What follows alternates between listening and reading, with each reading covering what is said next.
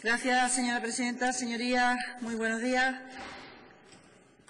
La Administración General del Estado, concretamente a través de su Dirección General de Fondos Comunitarios del Ministerio de Hacienda y Administraciones Públicas, establecía un programa muy interesante, un programa que marcaba dentro de un eje urbano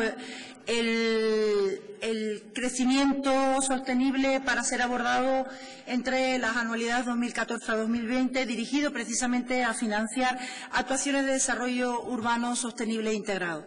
Bien, esa orden, que es del año 2013, recoge unos principios inspiradores que van desde los principios horizontales hacia los objetivos verticales y en su contenido nada que objetar. Lo único preocupante es que per se se excluya de la aplicación de estos fondos aquellos municipios, diputaciones o cabildos por tener menos de 20.000 habitantes. Y eso, efectivamente, cuando estamos hablando de unos fondos, los fondos FEDER, unos fondos que son fondos que además en Canarias, por su conocimiento y la aplicación de los mismos, sabemos que han contribuido de forma exponencial a vertebrar y a igualar en criterios de integración a nuestros territorios, nos lleva a que con la aplicación de esta orden, concretamente 60 municipios canarios, pues queden fuera de la posibilidad de presentarse o presentar programas dentro de este eje urbano para un crecimiento sostenible e integrado. Pero a su vez la ley permite la conurbación de aquellas poblaciones de más de 20.000 habitantes que con la unión de municipios que tengan menos de 20.000 habitantes sobrepasen este umbral, y eso lleva a que haya cabildos que también quedan excluidos, como el caso del Cabildo del Hierro, el Cabildo de La Gomera, per se, por no poderse acoger a unos beneficios que hasta ahora siempre, a través, además de el propio espíritu de la orden, se recoge en su anexo, quedan excluidos por una cuestión de población. Eso nos ha llevado a plantearle, señorías, para su consideración, instar al Gobierno de Canarias, para que inste al Gobierno de España, para que incluya los cabildos y núcleos urbanos menores de 20.000 habitantes como beneficiarios de estos fondos europeos en el periodo 2014-2020, además de reivindicar que se reconozca el papel de las administraciones insulares como instrumentos para el equilibrio y la cohesión de sus respectivos territorios, que evidentemente no se atente contra el municipalismo ni contra los programas de desarrollo sostenible de las poblaciones rurales, y mucho menos se desdibujen las funciones que tenemos atribuidas por ley, tanto constitucional como estatutariamente, a los cabildos insulares. Yo creo que este agravio no puede pasar por alto, por eso apelo a la consideración de sus señorías, a la consideración de los diferentes grupos parlamentarios, porque aunque pudiera resultar para algunos baladí, para otros ha resultado, de luego, nada importante, porque no ha suscitado mucha reacción ante la exclusión per se de 60 municipios y de 2 cabildos, pero desde la posición de nuestro grupo, desde la posición de esta diputada, de la defensa que hacemos del municipalismo y de los cabildos, pero también del desarrollo rural, tengo que decir que sí nos preocupa. Y nos preocupa por la siguiente razón, porque vemos cómo en el marco legislativo se empieza de alguna manera a configurar, en el caso de los cabildos, como instituciones sujetas a muchas obligaciones, y en algunos casos por ley nos están desdibujando de derecho. Y me explico. Estoy poniendo un ejemplo de derecho ninguno a la aplicación de fondos FEDER para el desarrollo urbano y sostenible por tener menos de 20.000 habitantes. Pero voy a poner obligaciones de más en el marco estatal, como puede ser la Ley 27/2013 de racionalización y sostenibilidad de la administración local. Su propia disposición adicional 16ª, en relación con la nueva redacción que se da del artículo 36.1 de la Ley 7/85 de base, establece que para aquellos municipios que tengan menos de 20.000 habitantes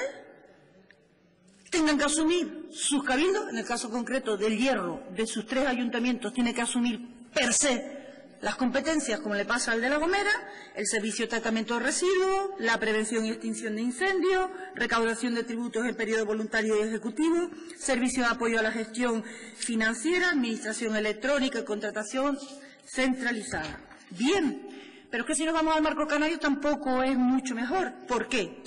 Nosotros ya hemos establecido respecto a la FECAE con el Gobierno de Canarias, el remitirles la necesidad de que cuando haya un marco regulatorio a nivel autonómico se tenga en cuenta siempre como un principio básico el que garantiza la autonomía y suficiencia financiera de las haciendas insulares, que está establecido por Constitución y por Estatuto. Porque no siempre la transferencia de las competencias que hace la comunidad autónoma hacia en el caso del Cabildo, por su doble condición de las mismas, viene dotada de la correspondiente ficha financiera, recursos materiales o recursos técnicos. Y eso hace que a la hora de aplicar las competencias te encuentres con la dificultad de llevarlas a cabo, de poder prestar servicios en equidad de condiciones e igualdad de condiciones y muchas veces además con una carga de inseguridad jurídica fuerte. Me voy a la Ley 1414, señorías. Este Pleno se dotó de una ley, armonización y simplificación en materia de protección del territorio y de los recursos naturales. Pues bien, si vamos a su artículo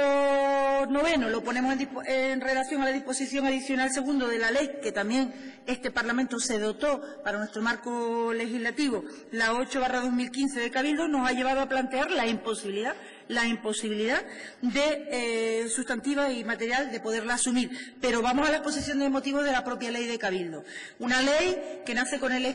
espíritu inspirador, del que estamos todos convencidos ha sido un buen objetivo en el marco de la legislatura pasada, para regular de una forma específica y ajustada a nuestras necesidades aquellas especificidades propias de estas instituciones y, sin embargo, nos olvidamos a veces en los corta y pega de la normativa que volvemos a introducir en su propia exposición la reproducción del artículo 36 inventado de la Ley de Bases, que te obliga a asumir unas competencias cuando no están transferidas las fichas correspondientes para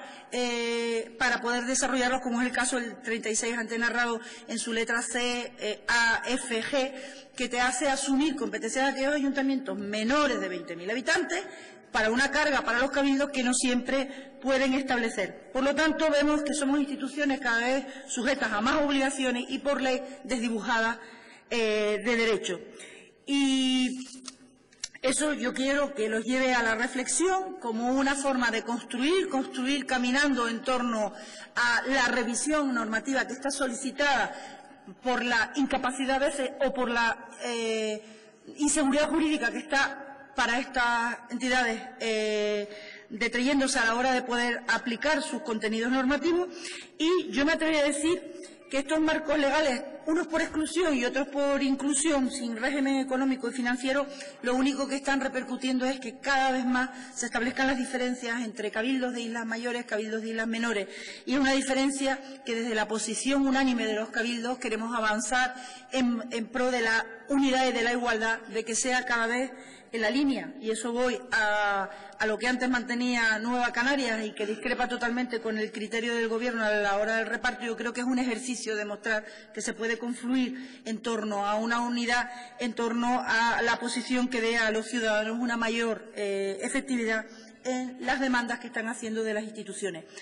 Pongo porque es un ejemplo esta PNL que ustedes pueden constreñir a que, bueno, habrá que regular de alguna manera. No podemos desvirtuar los principios constitucionales, no podemos per se dejar que nos pisoteen los principios estatutarios, y yo creo que no está de más el poder instar con sosiego, con tranquilidad al Estado para recapacitar y reconstituir algo que es una llamada de atención desde el municipalismo, del cabildismo y además desde el propio desarrollo de los espacios rurales que en Canarias, como digo yo, necesitan también, por nuestra diferencia, por nuestra condición de comunidad archipelágica, pues ser también atendidos. No se pueden quedar 60 municipios fuera, no se pueden quedar 2 cabildos fuera de una oportunidad de repartir dineros que además son de todos, pero también de todos los europeos, y pongo esto a la atención, que no lo repartan los españoles mal repartidos. Vale, gracias.